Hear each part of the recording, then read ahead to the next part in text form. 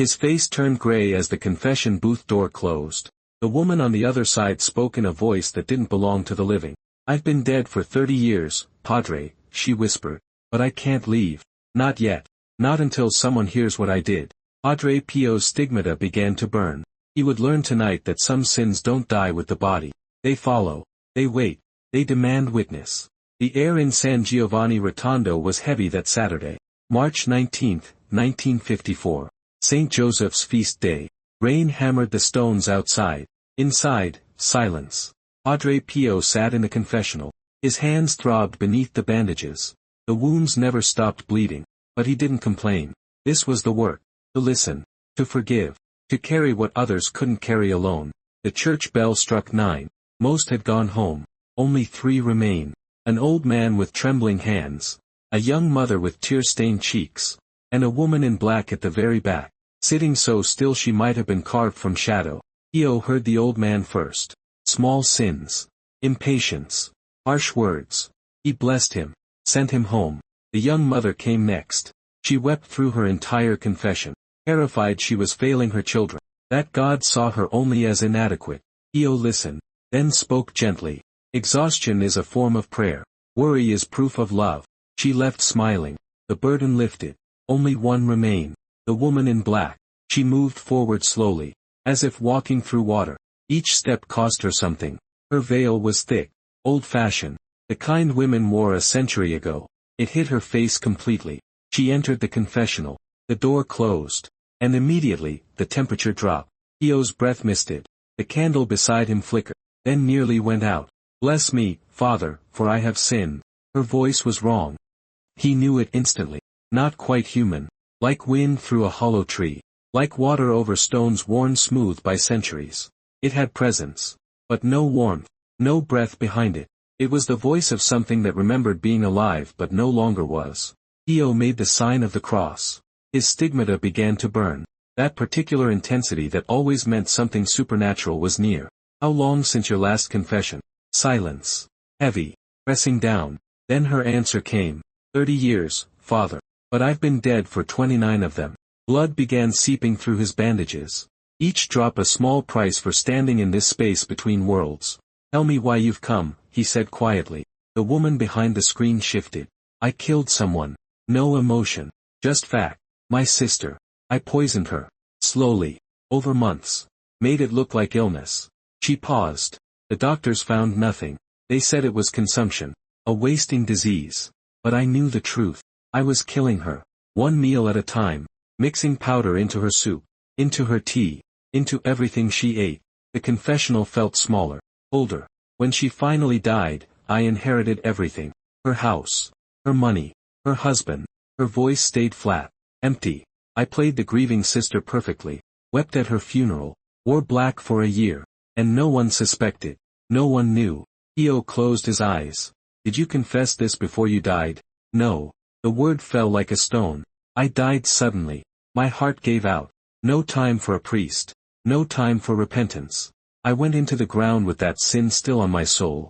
Where are you now?" "Purgatory." And now emotion entered her voice. Pain. Deep. Constant. The gray place. The burning place. "I've been there for 29 years. Reliving what I did. Feeling what she felt." She stopped. Then continued. The poison burning in her stomach. The pain that kept her awake.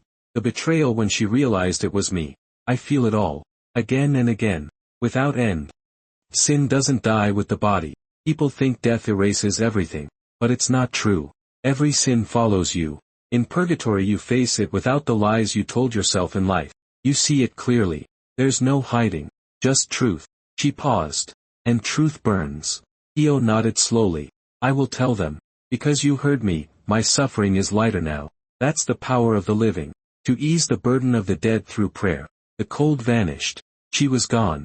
Pio sat in the dark, processing what he'd witnessed. What he now carried. Minutes passed. Maybe longer. Time felt strange. Finally he stood.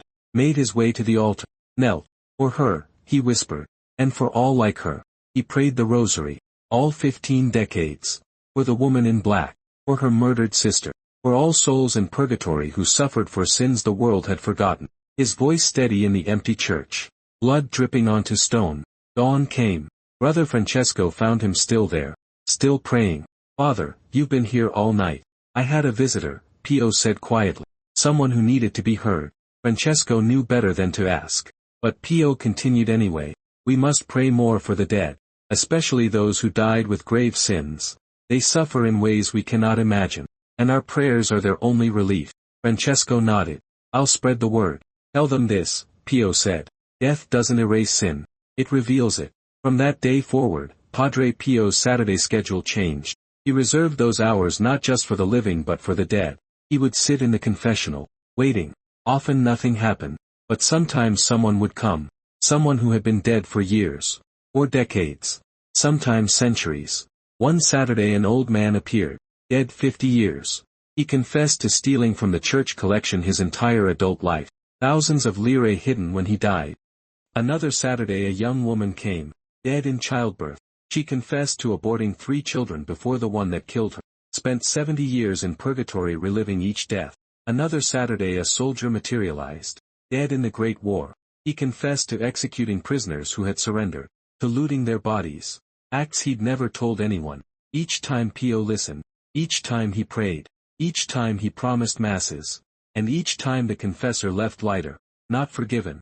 That wasn't his to give, but witnessed, acknowledged, remembered. The other priests thought he was losing his mind, sitting alone in an empty confessional, talking to himself, weeping over people dead for generations. But Pio didn't care. He'd been given a gift, the ability to hear what others couldn't, to stand between the living and the dead, and he would use it for as long as God allowed. But what he understood about confession went deeper than most realized. Padre Pio once said, "If you understood the weight of unconfessed sin, you would never let the sun set on your guilt." He heard confessions for hours, sometimes past midnight, because to him confession wasn't just a sacrament, it was mercy echoing into eternity. He often said that confession changes more than just the person who confesses. Every time a sin is spoken aloud and absolved, something moves in the invisible realm. A soul receives comfort. An angel receives strength. A burden lifts. The dead need our prayers, he said. But they also need our witness. They need someone to acknowledge what they did, to speak their sins aloud even when no absolution can be given. Years later, a young priest came to Pio with doubts. "Father, is it real? Do the dead truly come to you?" Pio looked at him steadily. "What do you think happens when we die? Do you think we simply vanish? Or do you think we continue?" "I'm not certain," the young priest admitted. "They continue," Pio said firmly. "And they need us. They need our prayers. Our willingness to listen. Our refusal to forget them." "But why you?" Pio smiled sadly. "Because I'm willing to hear them. Most people don't want to think about death, about judgment, about what comes after. But I do. It's my calling." The young priest left troubled, but thoughtful. There was another night that showed this truth clearly. Pio was praying his rosary in the hallway. Suddenly he stopped, placed his hand over his heart as if struck. Tears filled his eyes. A friar ran to him. "Father, what's happening?" Pio whispered, "A soul has just entered paradise. Because someone prayed for her. Someone who didn't even know her name. Just prayed for the forgotten dead." He paused. And that prayer was enough. Then he added, "Heaven bends down lower for the humblest voices." He believed deeply that the poor, the lonely, the forgotten, those who pray with simple faith, often help more souls than theologians or scholars. God listens to the heart, he said. What Pio said next explains something most people never consider. Prayer doesn't work the way we think it does. Padre Pio spoke about the mysterious timing of it, not in earthly time but in God's time. Once a man asked him, "Father, what if I pray too late?" Pio shook his head. "There is no too late with God. Your prayer today can help a soul yesterday. We live in time. God does not." To him, prayers for the dead were spiritual currency that could be spent wherever most needed. No prayer was wasted. No prayer was small. He said prayers were like a rope thrown to those sinking, and every prayer was one more knot making the rope longer, stronger, easier to grasp. And there was something else Pio understood that changed everything. He spoke of the mysterious exchange between earth and heaven. Souls who reach heaven because of our prayers become protectors of our families, interceding day and night. Once a woman came to him grieving her child. "Father, if my child is in heaven, will he help me?" Pio answered, "He already has. He is praying for your family because you prayed for him. Heaven remembers." He believed this mutual exchange was one of God's greatest gifts. "We are never alone," he said. Every prayer ties us to someone waiting for us in eternity. One of the most unforgettable stories came from a doctor. He was present the night Padre Pio collapsed from exhaustion. They carried him to his cell. Even as he drifted in and out of consciousness, his fingers kept moving over his rosary beads. The doctor asked gently, "Father, why push yourself? You need rest." Pio answered without opening his eyes. "If I stop, a soul may wait longer for relief. And if one prayer can shorten that waiting, how can I rest?" Then he whispered, "The dead never sleep. How can I?" This became one of his most famous sayings among the friars. Pio believed the souls in purgatory were constantly aware, constantly suffering, constantly hoping for prayers. He even described seeing them sometimes, standing in the shadows of the church, waiting, watching, hoping someone would remember them. "They're all around us," he once told a spiritual daughter. "The dead, the suffering, the forgotten. They press close to the living, hoping for prayers, hoping for love, hoping someone will remember." To Padre Pio, this wasn't poetic language. He saw it. He experienced it. He lived in that thin space between worlds where the living and dead could communicate. Toward the end of his life, when his hands shook too much to hold the rosary, the friars would help him guide the beads. But even then his devotion never wavered. He whispered every prayer with the same intensity he'd had as a young man. A friar once asked him, "Father, what is confession to you?"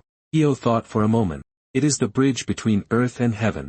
The moment when mercy touches sin, when truth meets love, when the past is forgiven and the future becomes possible again." He believed that when a person dies, the confessions they made throughout their life become like lanterns, lighting their path, guiding them through fear, comforting them in judgment. Each sin confessed was a weight removed.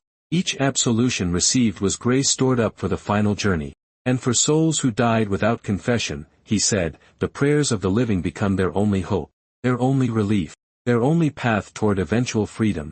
Padre Pio described purgatory as a place where time feels like longing, where every moment stretches into eternity, where the desire for God burns hotter than any physical flame, but also a place of hope.